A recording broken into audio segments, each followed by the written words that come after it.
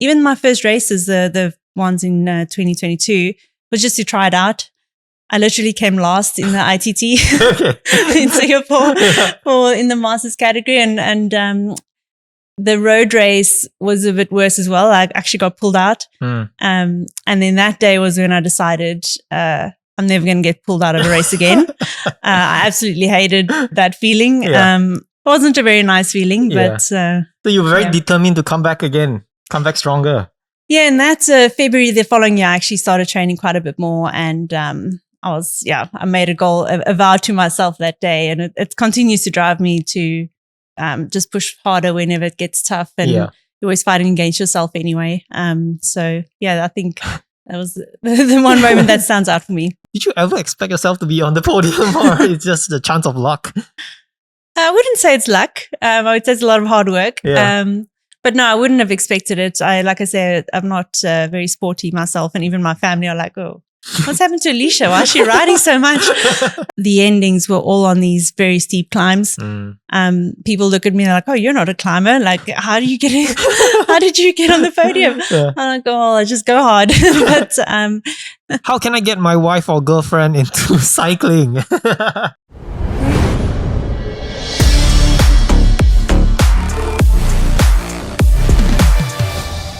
Welcome back to another episode, guys. I'm here with Alicia. We've got another Matador rider. I've got a couple of Matador guys on my podcast already. So, Alicia, welcome to the show. And how's everything?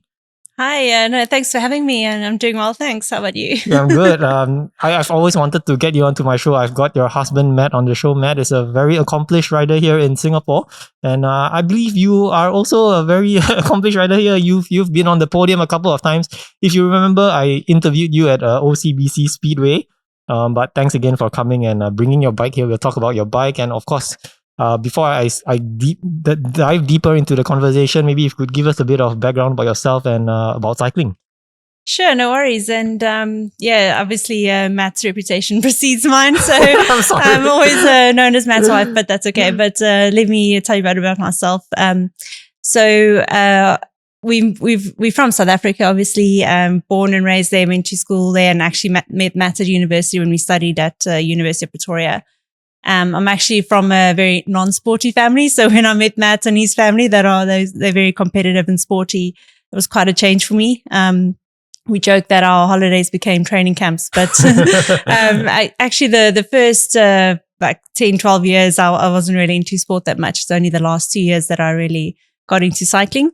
But before that also, it took me about 10 years to study after my university. So while working, I had to study to qualify, which took quite a bit of time, which meant there wasn't really much time for anything else. And then around 2020 and 2021, when COVID ended and I finished my qualification, I was like, well, what now? Because we weren't traveling and all that. So that's when I got into it.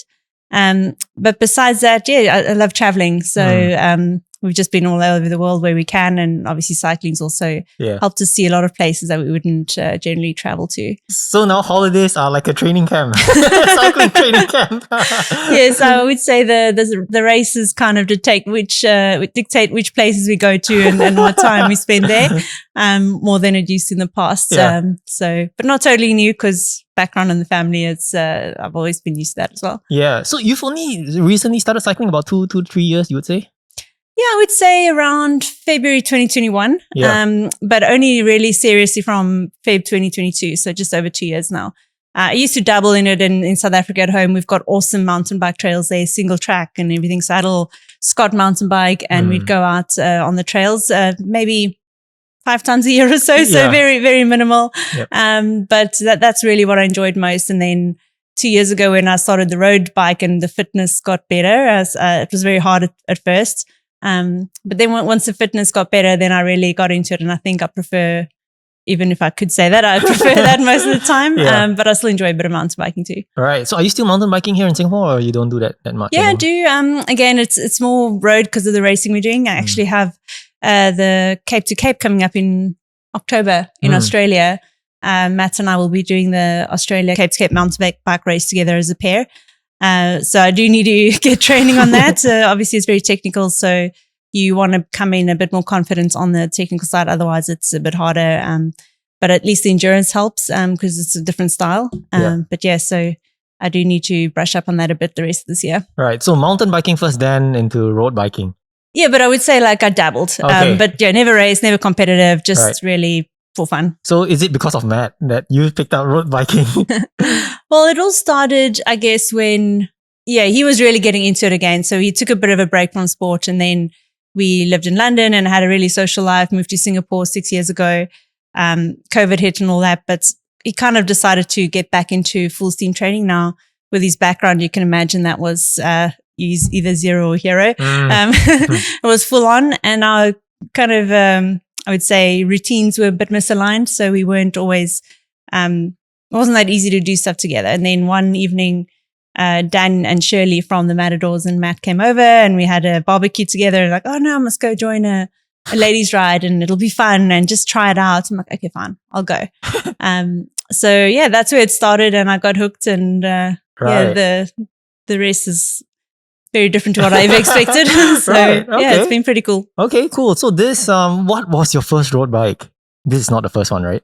No, this is not my first one. My first road bike was actually, I was riding my Scott mountain bike on the road. I put slick tires on. So when in February 21, we joined this, it was an industry challenge of doing an RTI.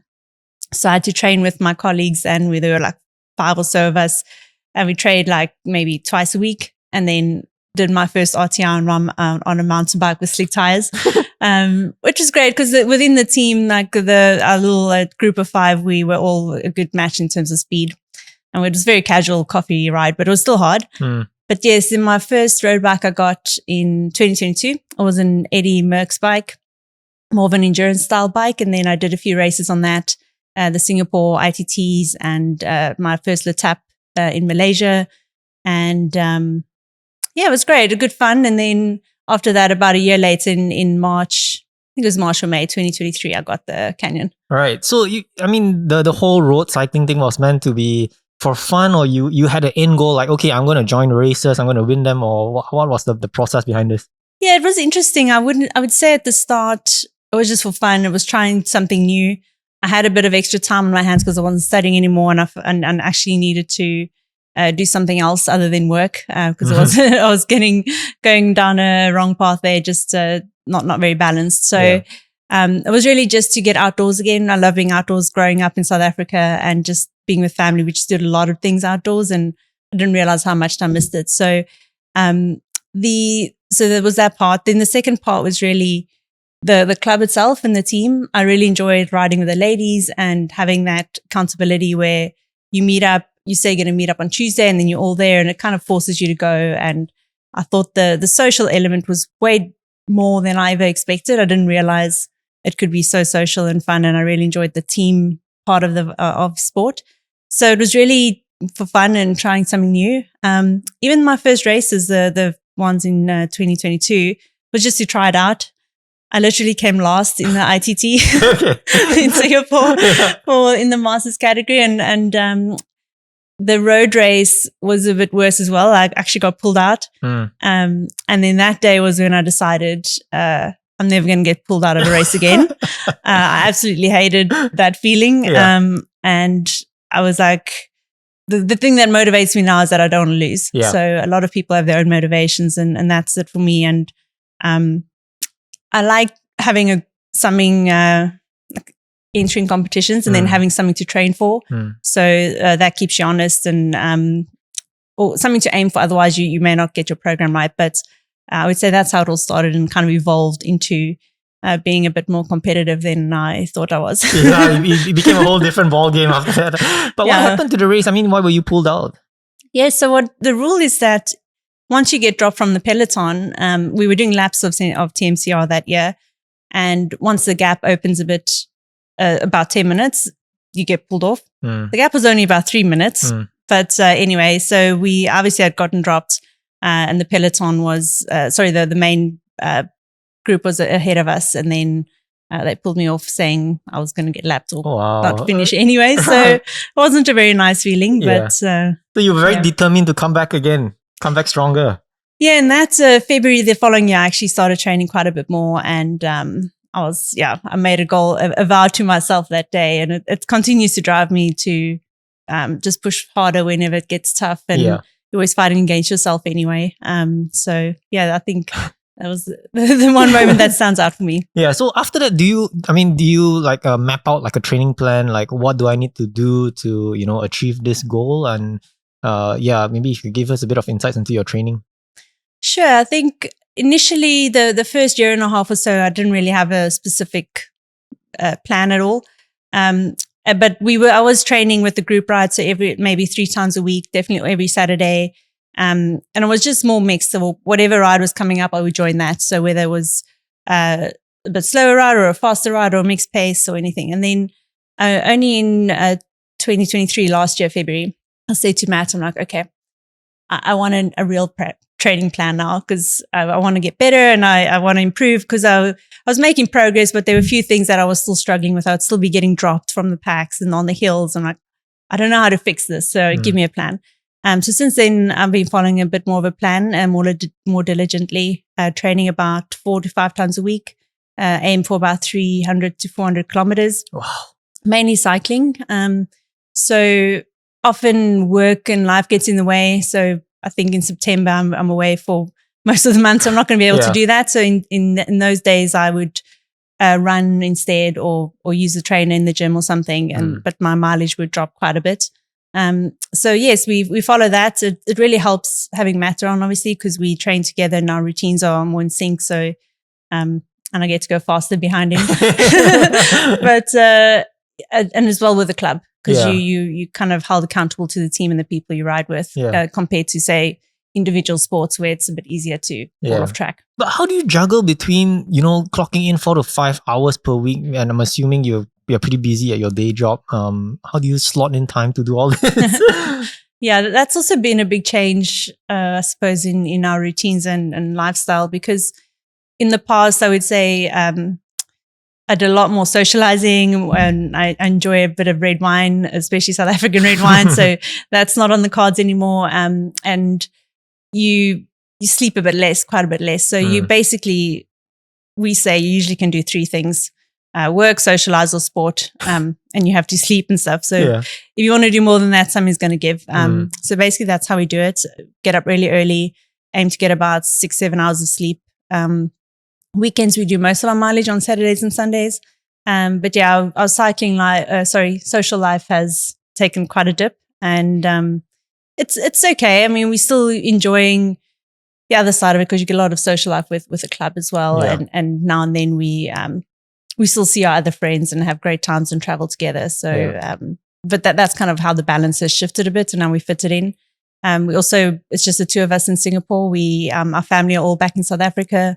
I don't have kids, so it's a bit easier to juggle my own time. But yeah, career is also important. So we work long hours, and sometimes that also gets in the way and you can't get your miles in on the bike. Yeah, it was funny because I think the previous guest that I had on, we were saying that, nowadays, Friday nights, we can't stay up so late because we got to wake up on Saturday mornings. And we were like, if our friends or colleagues ever invite us for late nights, for drinks, I'm like, I'm sorry, I gotta wake up at 5 a.m. tomorrow. Please don't.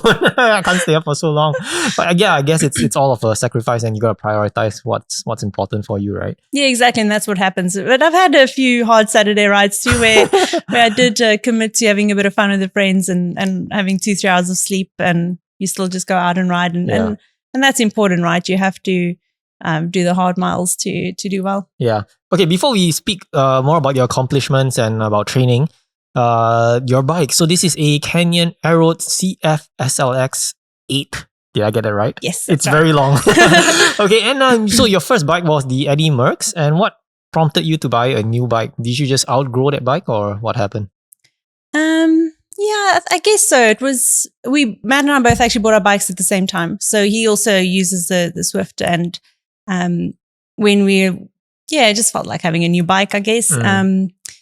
And we chose the Canyon because it was it was good value for money.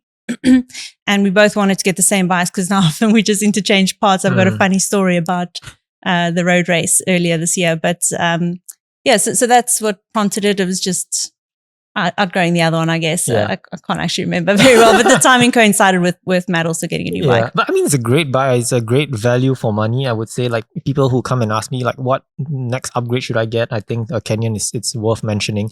And Matt also has a Canyon Aeroad as well. For you, were you looking for a specific brand or anything in particular, or you're like, you know what, anything that goes within this budget, I'll just get it? The latter, yeah. So I'm not big into. I don't know the bikes very well. I don't know all the gadgets and everything. So I kind of trusted Matt's judgments on that. And what we also know is that a lot of the pros ride this bike. That was also one of the key factors. So if they do well on that and they happy with it, it's the same bike. So why not? Given the price. And we were specifically looking for Aeroads though. It's much more flat here, so that comes in quite handy. But even on the climbs, so this year I did the L'Etape in France and a lot of climbing and it was fine. It was great. And so it's still quite comfortable either way. Yeah. And this bike retails for about 8,000 Singapore dollars, if I'm right? Yeah, just about above that, about 8,500. Okay. And let's talk about bike sizing. This is is it an XS or XS, yeah. XS, and how tall are you? 165 meters. Okay. So how was the sizing decision for you? Did you just input your particulars on the website and it just gives you a suggestion of the frame size, or what's the buying process like? Yes, that's what I did. So, and we spoke to a few people, got some inputs and looked at my previous bike size, but mainly just used my measurements on the website. Okay. And then it suggested the XS and it had this one in this color in stock. So okay, I'll take that one. It's a very nice color though. And this comes with Strength Force. So what I know from you is that you swapped out the wheels. So this is a local, the bike came with DD Swiss, but this is a Wheel Angels, which is a local brand here in Singapore. Why Wheel Angel, and why did you decide to let go of the DD Swiss? Yeah, so the Wheel Angels I have on now, they bit more bespoke. So I love my decals and my Chris King purple hubs. They're quite flashy. Yeah. And they 60 mils deep. I switched out, because I think they're a bit faster. They're stiffer, and they're deeper than the DD Swiss ones that I had. So I wanted to try something new, and they're very light, meaning they're so smooth and fast on the flats here in Singapore. Yeah, we just really love the brand. So the quality is great. We've got someone right here in Singapore who can help us with them. And then Andy's been great at Wheel Angel. So when I did the L'Etape as well, he loaned me a narrow set. I can't remember the depth, but just because of the climbs and the descending and the crosswinds, I was a bit worried about that. So they're also way more manageable in that terrain. Right. So that's been a great experience. And I know a lot of the club also ride the wheels. So right. So should be pretty okay. Okay. And the next part that you upgraded was the saddle, is that right? Yeah, I switched. So that's not the one I came with. I switched to the Shimano Satiro saddle. Yeah. So I just find this version a bit more comfortable than the one that comes with the factory settings. Because I had the same on my previous bike as well. Again, it was through word of mouth. I spoke to a few ladies like, oh, well, what saddle do you use? What's more comfortable? And I'm like, okay, I'll try that one. Were you having like saddle sores on the previous one, or? Yeah, it was just like sore to sit on it for a long time. So if you do like a 5-hour ride, then afterwards it's like, oh, it's not great. Right. It's like sensitive. So I just switched out. And this one is okay? Yeah, this one's much better. Just more comfortable. Right. Okay. And then the rest pretty much stock.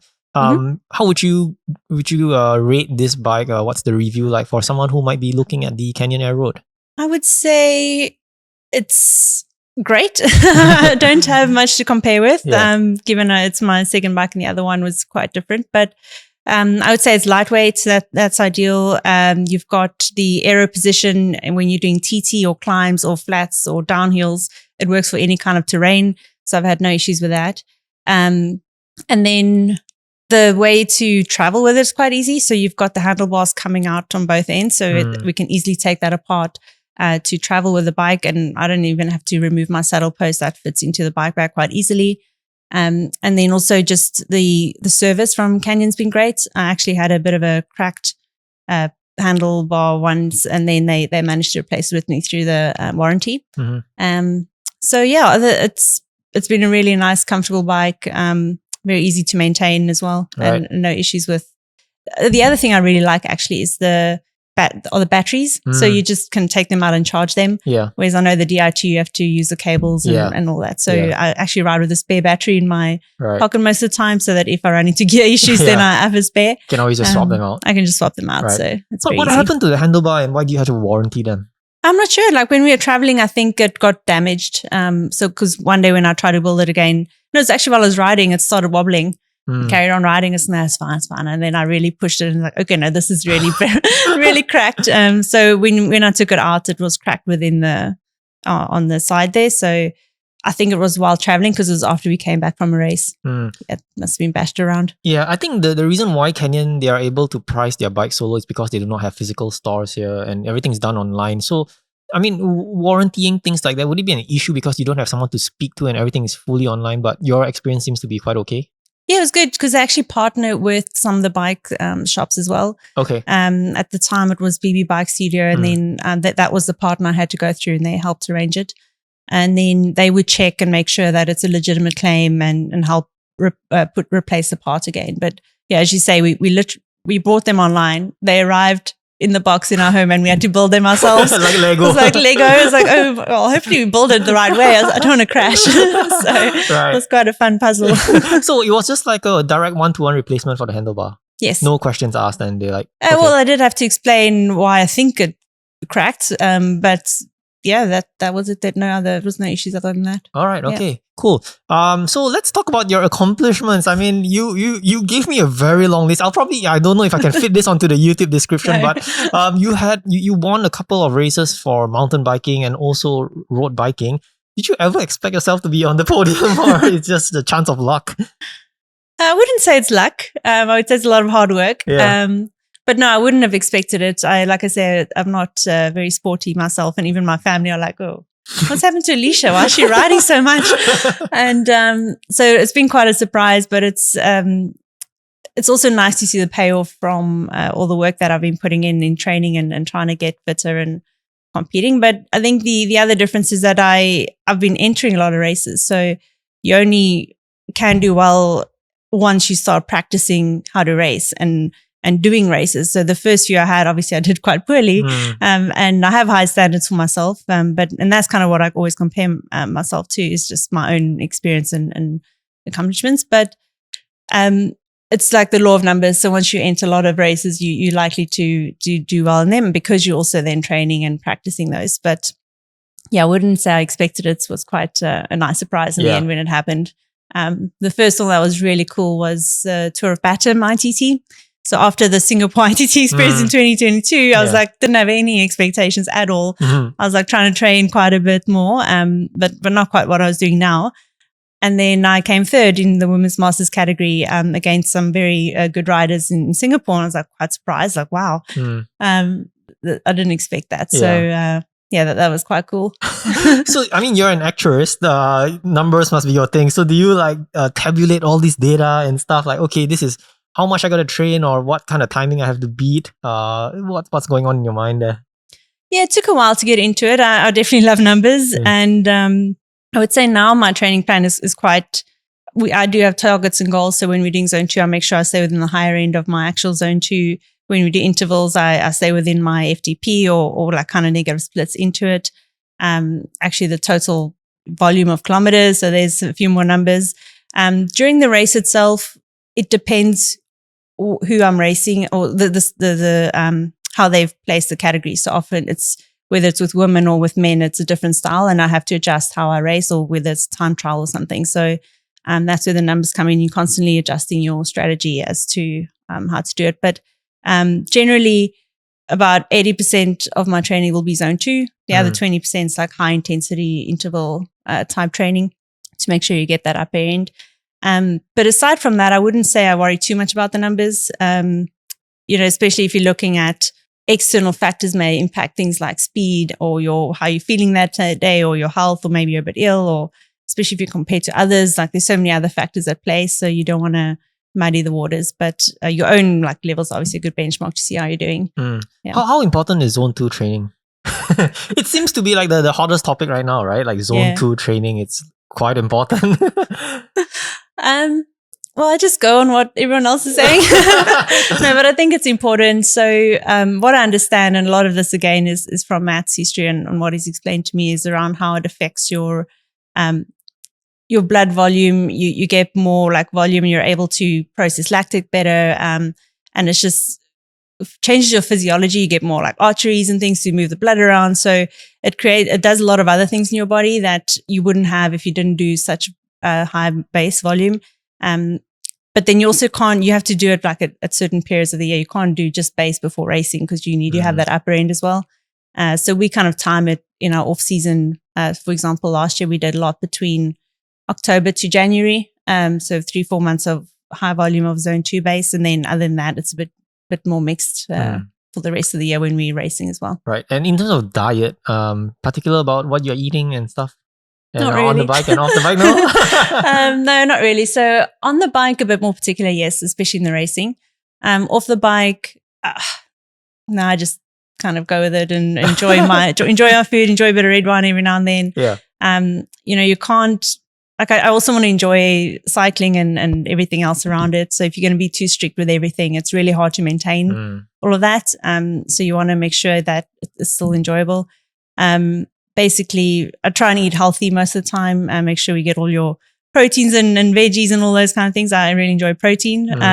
But on the bike itself, so when we race, it's I often have some like Tailwind in my bottles, or another brand we use is USN, which is a South African energy drink.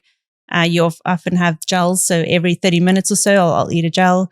And the nutrition afterwards is quite important. So we make sure that you eat soon after your race, get that in, and obviously your hydration, some electrolytes, water, all that kind of thing. So those are the things I kind of focus on.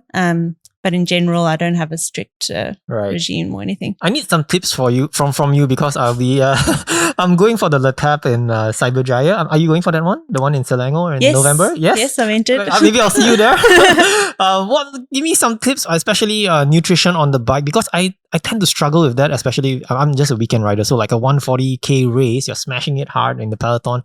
I'm not sure how to take my gels, and I normally take them when it's a bit too late. Yeah. When you start to feel the cramps coming in, that's way too late, right? So what's the tip for me maybe?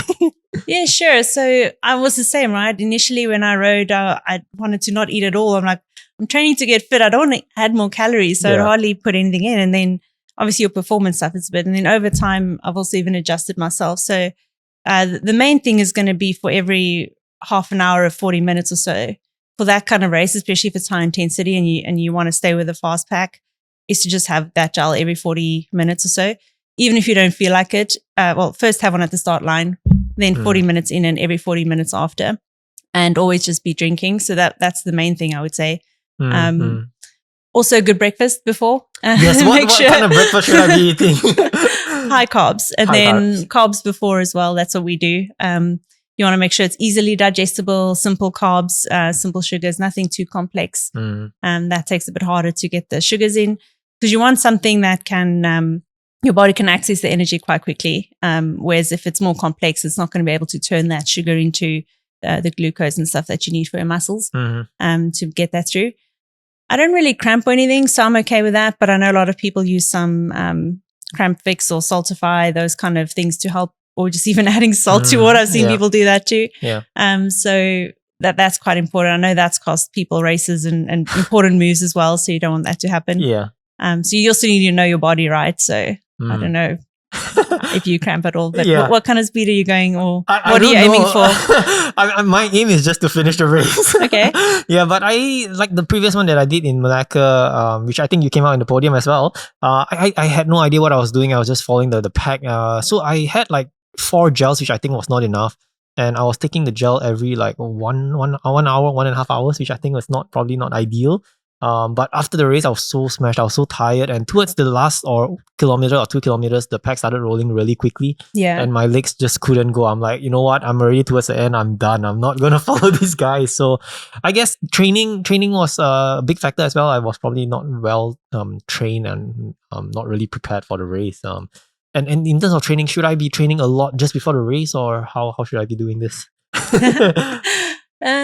Well, I can tell you what we do. I won't say I'm not an expert, but about a week or like maybe by the Tuesday. If the race is on the Saturday, by the Tuesday you should cut down a bit on the volume and the intensity. So, but definitely the day before you have some short, hard pieces just to get those muscles to keep them working and keep reminding them of the pain to come, because you often think, okay, now I can have an easy week, but then the race day comes and your body doesn't expect to be in such pain when you have to push hard up the heels or stay with a pack or something. So it's good to remind the legs a day or two before, just do some hard, short efforts, maybe 30 seconds or 20 seconds or so out of your 1 hour ride.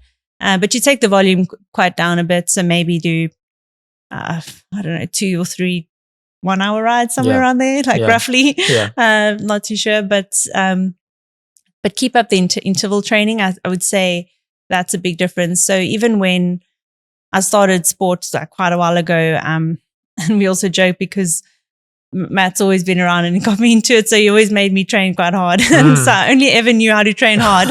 But the interval training is really useful before. And if you don't have a lot of time, just make sure you get some of those in, like do 5-minute pieces or something in your ride, because at least once a week.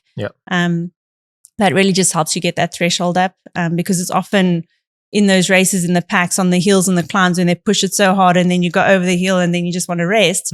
But then it's important to still pedal through the hill, stay with them, and then only you rest, because that's how I've learned the hard way as well, where the moves like kind of get away from you.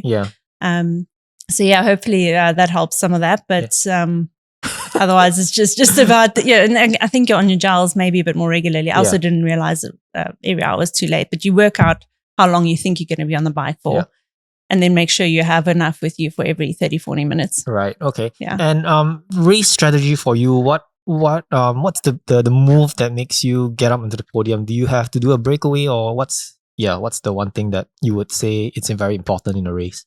Yeah, so it would be different whether I'm racing with only ladies or the guys as well. And most of them have been with guys. So more recently, that's the one I'm also practicing not practicing, but doing the most, because that even the stage races like in Tour of Krabi, Tour of Phuket, it's all mixed. The key thing there usually for me is to only think of the first 40 Ks of the race. So let's say it's a 140 in Malaysia. I'm going to make sure I try and stay with the main bunch until 40 kilometers. So I'm trying to not think ahead, because then the first climb comes and you're pushing it and you're like, oh no, I'm never going to sustain this. And then you fall off the back just because your mind isn't in the right place. So your mental strength is really important. It can often cost you something, even though you have the legs, and then after you're like, oh, I should have gone harder. So that's what I do. If I'm still with a pack, that's amazing. And then I make sure to just draft as much as I can. Stay within the top 20 positions, because the guys often have a very strong climb, and I get dropped there. Oh, sorry. I get dropped and then I kind of slow down. So I have to make sure I'm close to the front at the beginning of a climb, and then I get a bit swarmed, and then by the top I have to pedal through. They all start resting, which is great for me, because I'm like, okay, fine, I'll pedal through and try and get to the front again. And then I'm more much amongst the mix. Being in the front also is safer. You're less likely to get into crashes around the back. And then, like I say, where you drop back a bit, you're not going to fall off the back. You can stay back around the front. On the flats, you keep drafting, but at the same time, I know everyone's like, oh, always you have to draft as much as you can. But for me, I also like to just work a bit. And when I have to go to the front, it does mean I have to work. It's not easy. And even drafting for me is not easy, right? It's still very fast riding with the guys.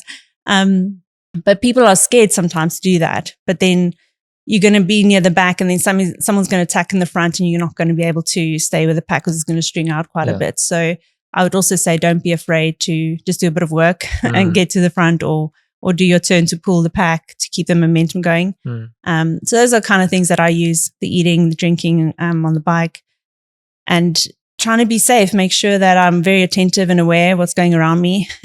If I feel I'm riding amongst people that I don't feel comfortable with, I try and move away from them or say something, because anything can happen. You don't want to crash or anything to happen. So when you're racing on your Garmin, what metrics are you looking at?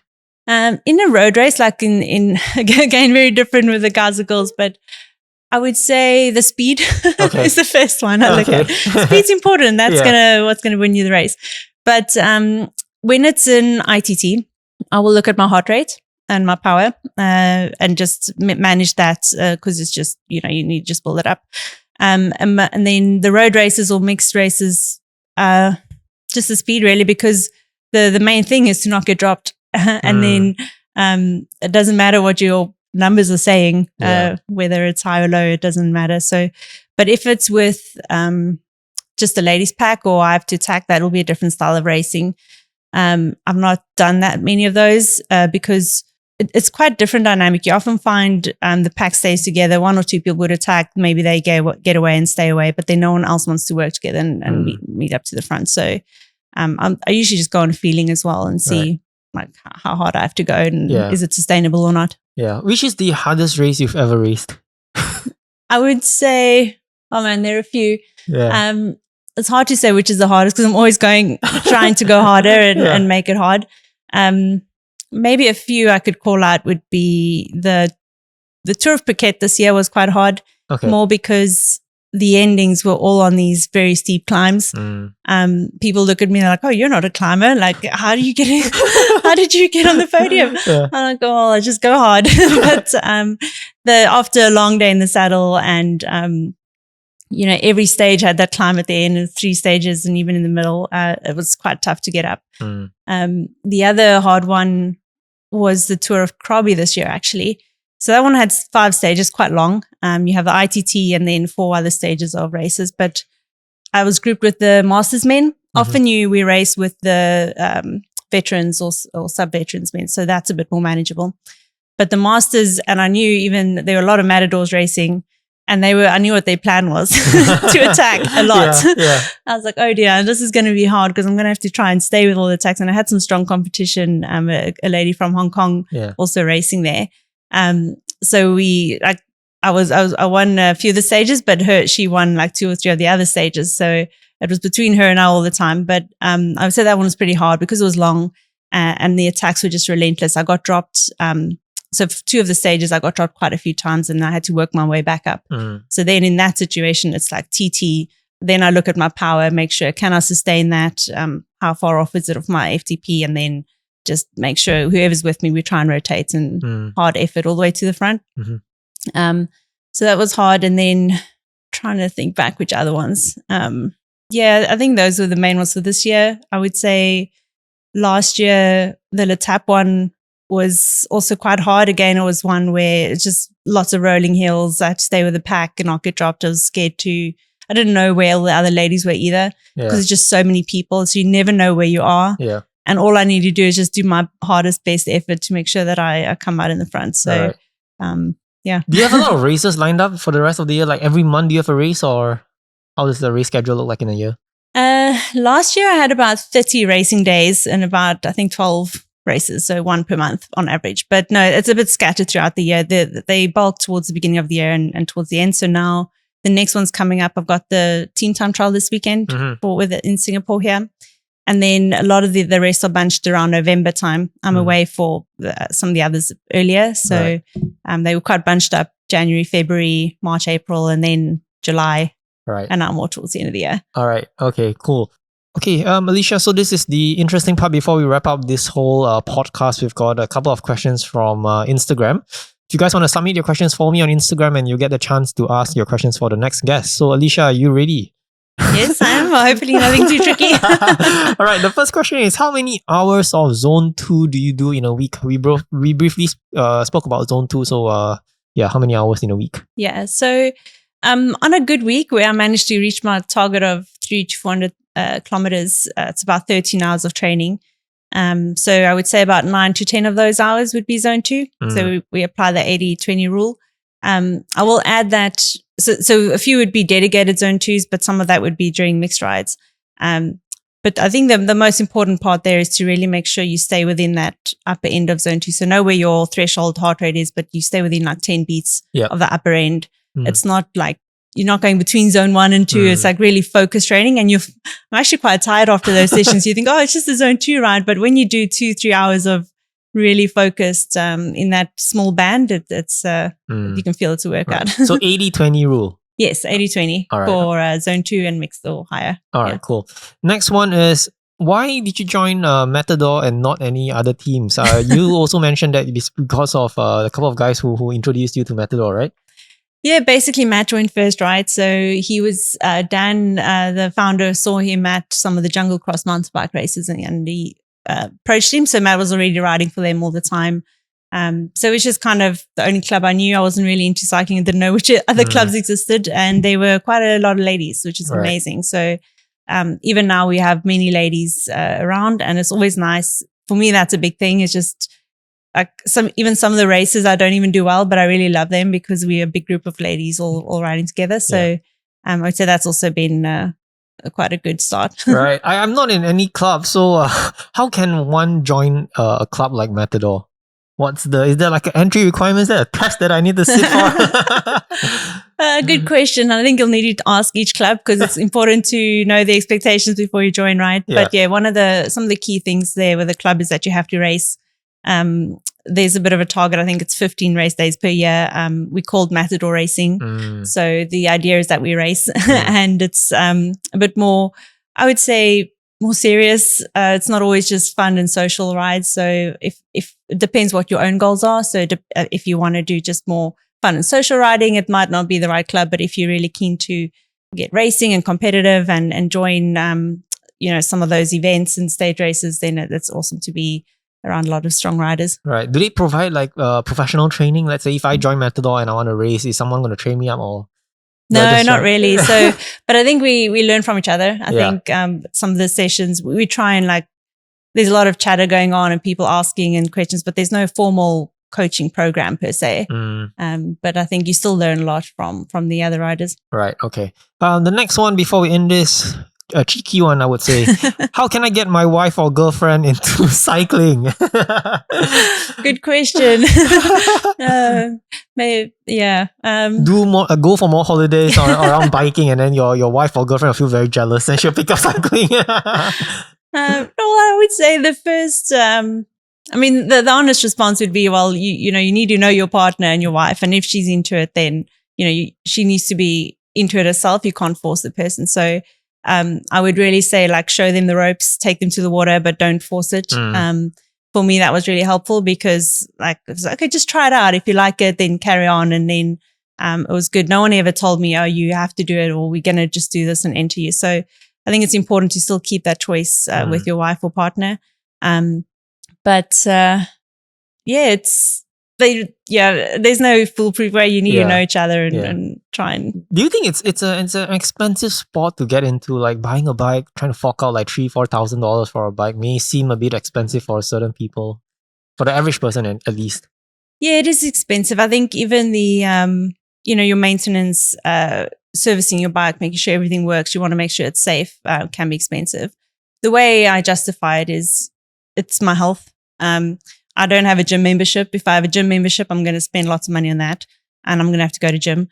And I'm investing in your health now, right? So when you become 50, 60, 70, you're going to be a healthier person. You're going to spend less on medicine. So it's a bit of a trick I play on myself, but it's also true in a way. Yeah. So you are investing in your own health and wellness, but there are other ways to do cheaper sports, obviously, that you can participate in. But you need to also do something that you're going to be engaged with and enjoy doing for a long time. So for me, that also carries a price, and I'm willing to spend on that. So it's more than just the actual fee that goes into the sport. So you're paying for a lot more than just that. Yeah. All right. Alicia, thank you so much for coming on to the show. I really appreciate it. And maybe we'll get more Matador guys into my podcast. We've got a number already. Hopefully that grows. And thank you once again, and good luck with the race next week.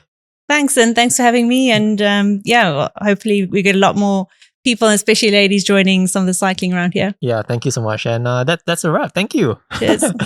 All right, we are done. Cool. Yeah, it's awesome. I think you did very well. Well, I hope my responses were interesting. I think I went off track sometimes. No, I forgot what you asked. We've got a very decent 15. So yeah, enough.